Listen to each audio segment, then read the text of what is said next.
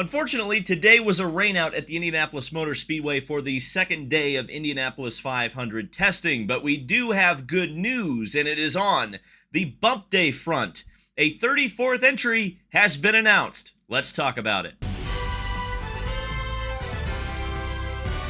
So just because it's raining at the Indianapolis Motor Speedway doesn't mean we have don't have any content to make a video. We've got plenty of things to talk about today, including going over some of the interviews and news and notes that I didn't get to talk about yesterday, as well as talk about this exciting announcement that we've known about for a while, but for whatever reason, it took a while to officially announce. But this morning, it was officially announced that Abel Motorsports will be entering a Chevrolet-powered car in this year's Indianapolis 500. The driver will be R.C. Anderson, and the car number will be 50. I think this is an extremely positive and exciting announcement. We haven't had bump day in a little while. It's kind of weird because I know I've always been at the forefront of pounding the drum for bump day, for more entries in the Indianapolis 500. We want the month of May to mean something. We want the oval portion of the month of May especially to mean something. And the way to do that is have more entries than there are starting positions on the grid, because there's a chance, albeit a small one, that a driver like Scott Dixon or Joseph Newgarden could go home from the Indianapolis 500. They could miss the field. And extra entries for the Indy 500 we're always going to be supportive of, always give a thumbs up to. Abel Motorsports. This is an interesting prospect here because not only do you have a team that is entering its first IndyCar race, a team that is at the moment an Indy-only team from an IndyCar perspective, but a team that has cut its teeth, essentially come up the road to Indy much like a driver would. Now, obviously, they're following Jacob Abel, who is a driver who is the son of the Abel that is the namesake of the team. But Abel Motorsports has always been involved in driver development. They've done some pretty interesting things. I mentioned when we were talking about Kyle Kirkwood on the podcast a couple of days ago that he was driving for Abel Motorsports in F3 when he was trying to get his super license. In fact, Abel Motorsports has kind of gotten their fingers in the so many pies in the development ladder that they almost helped Colton Herta get some of his super license points. Had Herta decided to go down to another series, it was actually Abel Motorsports that was going to step up to do that. So they are a really, I would say, IndyCar ready team. And if you've been paying any attention to Indy NXT, I tried to stop myself from saying lights, and I completely screwed up saying the name because of course I did. If you've been following Indy NXT this year, you would have seen that this team has taken a massive step, at least in the first race and in testing this year. Matthew Brabham tested for the team in the offseason and was very quick, and then Jacob Abel, who is the team's regular number one driver, looked on form to win at St. Petersburg. It was only a couple of late race restarts that really prevented him from doing so. So this team has kind of gone up the road to Indy. They've been a big supporter of open wheel racing in the U.S., and now they're getting an opportunity at the open wheel racing's biggest race. R.C. Anderson is another part that's going to get a lot of people's ears open, because a lot of people are confused if this has anything to do with the Top Gun effort from a couple of years ago. No, it is the same chassis. Obviously, it's the same driver, but it's a completely different team effort. That's the best way I can put it for R.C. Anderson. They got the chassis that had been running with Top Gun. They acquired it last year, shopped it around, and the Abel Motorsports program was the one that it found its place in. Shout out to Chevy for giving them an engine. I think it's fantastic that the engine partners found a way to get this done, because last year I put a lot of people on blast for not getting it done, not even getting to 33 until the beginning of May. And here we sit at the end of April, and we have not only 33, but we have 34. We had 33 cars on track yesterday, and when the track opens for practice mid-May, we'll have an extra one. So that's going to be good. It's going to cause a lot of speculation and a lot of talk about who's going to go home from the Indianapolis 500 this year. So I think that's going to be a lot of fun. And as you guys know, we'll be talking about it throughout the month. A couple of things to go over before I send it to some of the extended interviews from yesterday. I wanted to clean up something with Callum Ilott. While he didn't clear 212 miles an hour in the second session, he did set a lap at just over 220 miles an hour in the morning session. So Callum Ilott not nearly as far off as it may have looked before, but he was still near the bottom of the overall time charts with a 220 mile per hour lap. The other thing that I found interesting that I found out today is that Team Penske was using the same chassis that they will be using in the Indianapolis 500. I think I mentioned last year that teams like Coyne in the test chose to use a different chassis rather than risk their Indianapolis 500 chassis. Team Penske used to be one of those teams.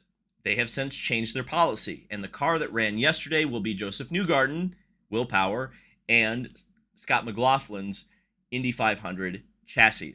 So an extra day of development, will it mean much? I don't know. They were fast out of the box.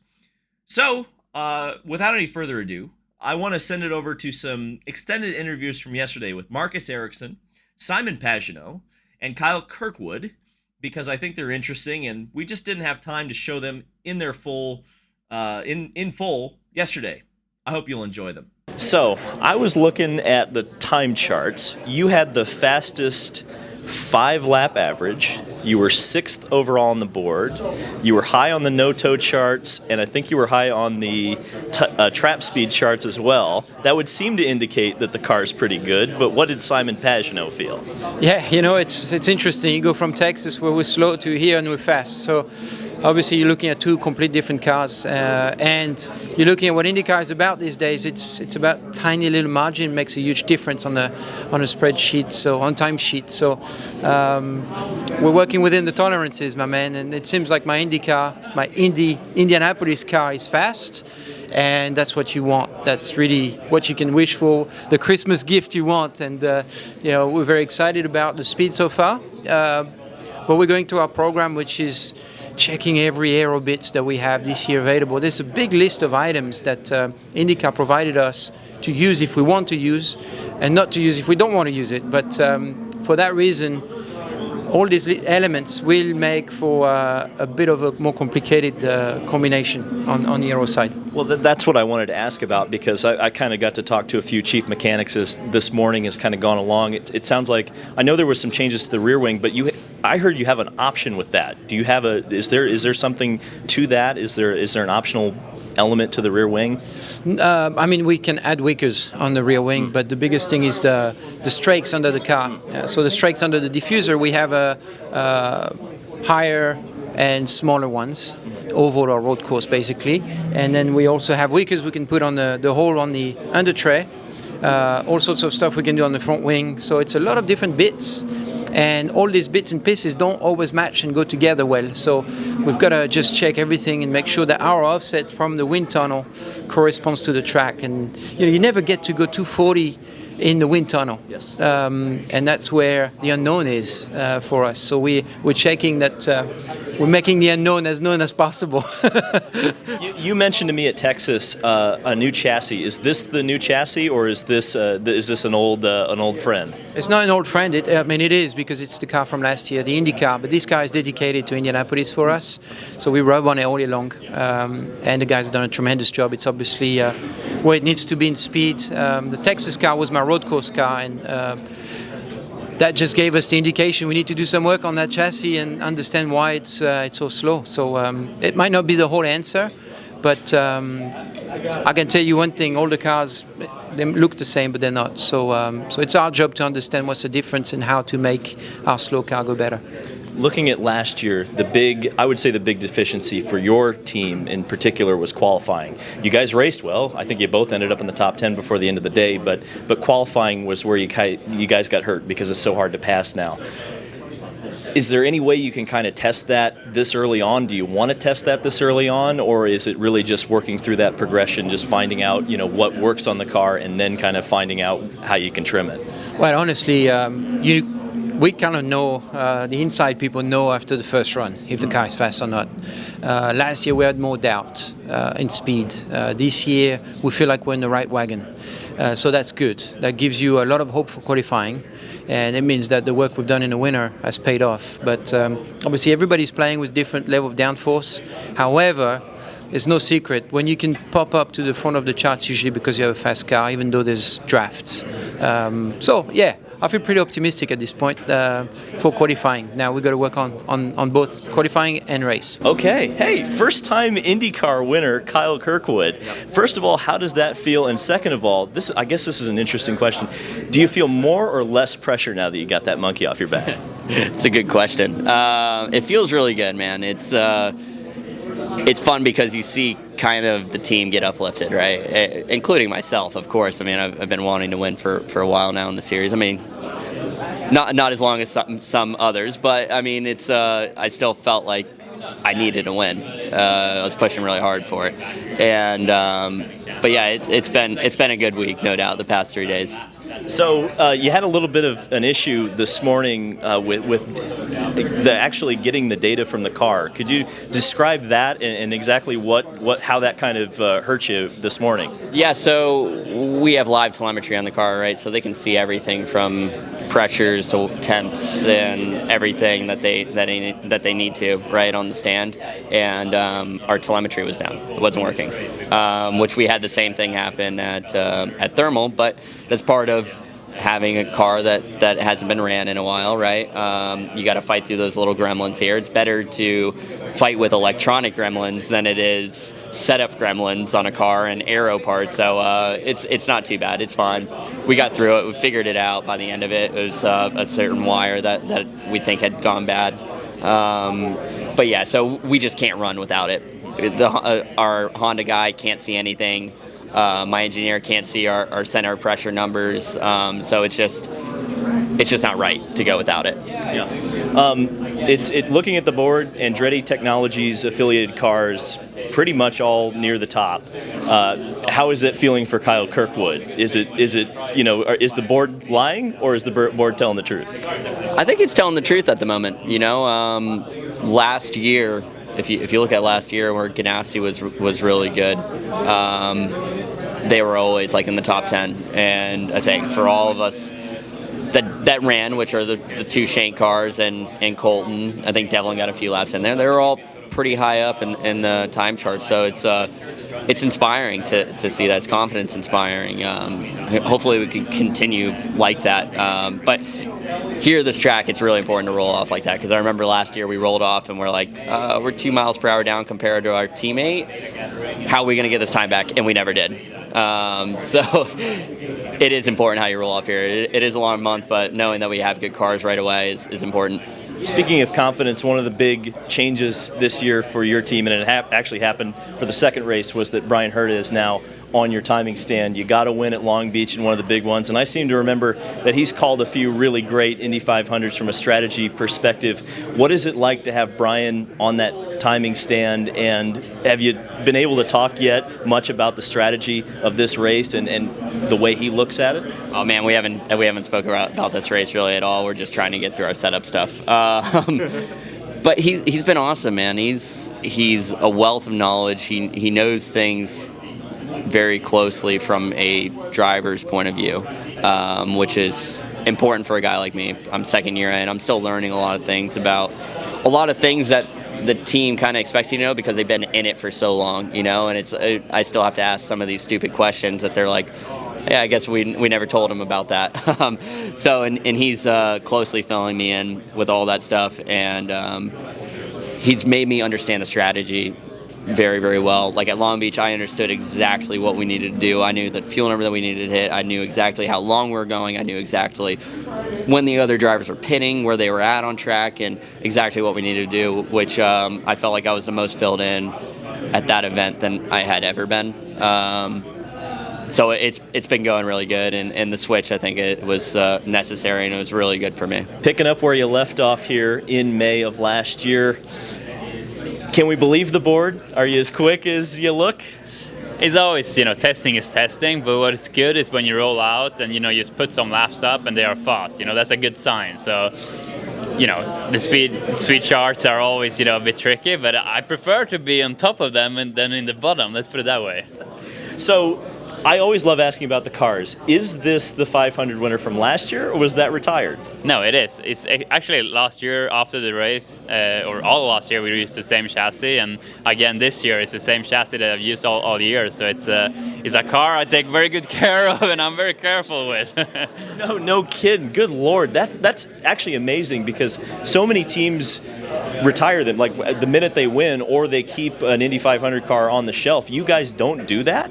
No, I have my one car that I use all the time for all the races. So it's I need to, like I said, I need to take good care of it. That's unbelievable. So, well, I guess we'll talk about that. Since the same car and the same driver racing the whole championship, you've had a good championship thus far. Not to toot my own horn, I might have picked you to win the championship, but what has changed this year? Because you seem like you've taken a next step. You've been gaining on it. You've been winning races. You obviously won the big one here, but this year you look like even a different, stronger Marcus Ericsson.